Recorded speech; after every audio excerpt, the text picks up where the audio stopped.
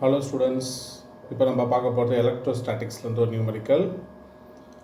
A particle of charge q1 and mass m is revolving around a fixed negative charge of magnitude q2 in a circular path of radius r. Find the time period of revolution அப்படின்னு கேட்குறாங்க.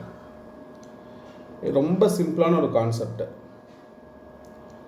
எப்படின்னா, இப்போ ஒரு circular பாத் எடுத்துப்போம். நம்ம இங்கே கொடுத்த data வச்சு ஒரு சர்க்குலர் பாத், இது ஒரு Q2ன்னு ஒரு சார்ஜ் இருக்கு.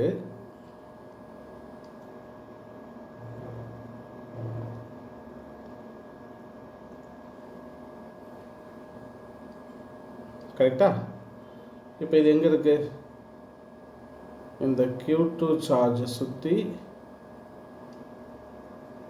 இப்போ Q1 அப்படின்னு ஒரு சார்ஜு, அதோட மாஸ் பார்த்தீங்கன்னா m, இதோட மாஸ் m ரிவால்வ் ஆகுது. இதோட சார்ஜ் Q2ஓட சார்ஜ் பார்த்தீங்கன்னா நெகட்டிவ் சார்ஜ், Q1ஓட சார்ஜு பாசிட்டிவ் சார்ஜ். இதெல்லாம் க்ளூ. ஸோ Q2ஓட சார்ஜு நெகட்டிவ், Q1ஓட சார்ஜு பாசிட்டிவ். ஸோ இப்போ என்ன பண்ணலாம், இது ரெண்டுத்துக்குள்ளே இருக்க எலக்ட்ரோஸ்டாட்டிக் அட்ராக்டிவ் ஃபோர்ஸை கால்குலேட் பண்ணணும் ஃபஸ்ட்டு. ஏன்னா இது நெகட்டிவ் சார்ஜ், இது பாசிட்டிவ் சார்ஜ் இல்லையா? எலக்ட்ரோஸ்டாட்டிக் அட்ராக்டிவ் ஃபோர்ஸ் எப்படி ஆக்ட் பண்ணும்? இந்த டைரெக்ஷனில் ஆக்ட் பண்ணும். ஸோ இப்படி இது எலக்ட்ரோஸ்டாட்டிக் அட்ராக்டிவ் ஃபோர்ஸ். அது எப்படி அதில் நம்ம எலக்ட்ரோஸ்டாட்டிக் அட்ராக்டிவ் ஃபோர்ஸை எஃப்இன்னு எழுதப்படும். F E equal to general formula என்னது? 1/4π எப்சிலான் நாட்டு Q1 Q2 by distance R square. கரெக்டா? இதை ஈக்குவேஷன் நம்பர் 1 அப்படின்னு எடுத்துப்போம். இப்போ ஒரு சார்ஜை பேஸ் பண்ணி இன்னொரு சார்ஜு ரிவால்வ் ஆகுது.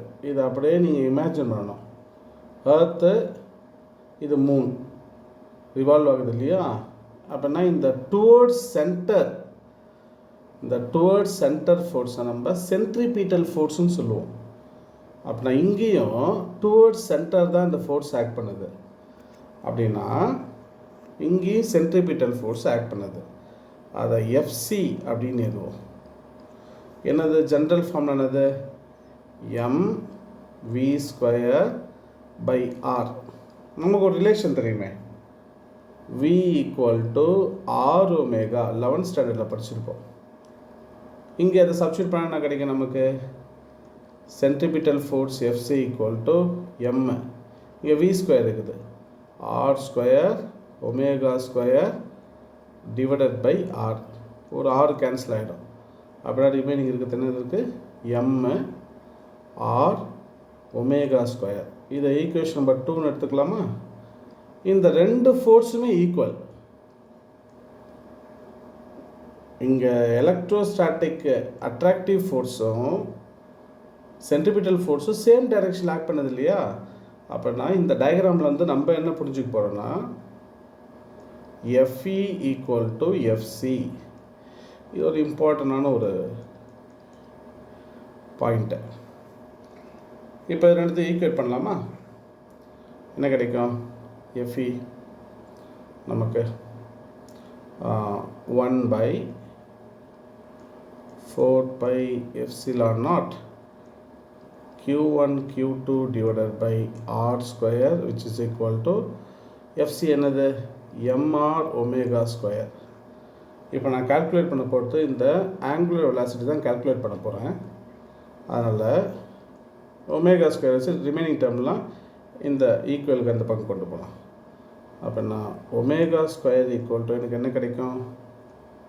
1/4 4 pi epsilon naught q1 q2 divided by m r already ஒரு ஸ்கொயர் இருக்கிறதுனால ஆர் கியூப் அப்படின்னு வந்துடும். அப்படின்னா சிம்பிளாக ஒமேகான்னு நம்ம எப்படி எழுதலாம்? ஸ்கொயர் ரூட் எழுதலாமா? So square root of q1 q2 divided by 4 pi epsilon naught m r cube. இது ஒமேகாவோட வேல்யூ. இது ஈக்குவேஷன் நம்பர் 3ன்னு எடுத்துப்போம். இப்போது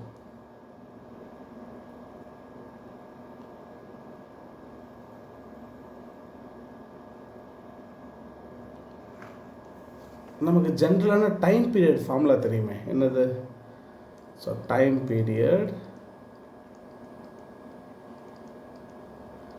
டி, கேபிட்டல் டின்னு சொல்லுவோம். அதை டி ஈக்குவல் என்னன்னு சொல்லலாம்?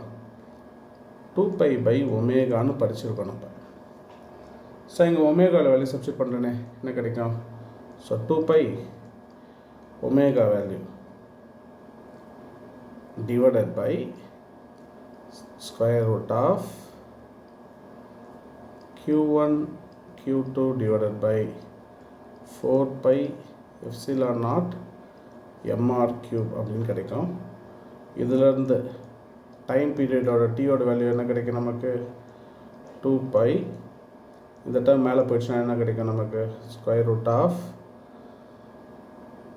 4 pi epsilon naught mr cube divided by charge q1 q2. இதுதான் ஆன்சர்.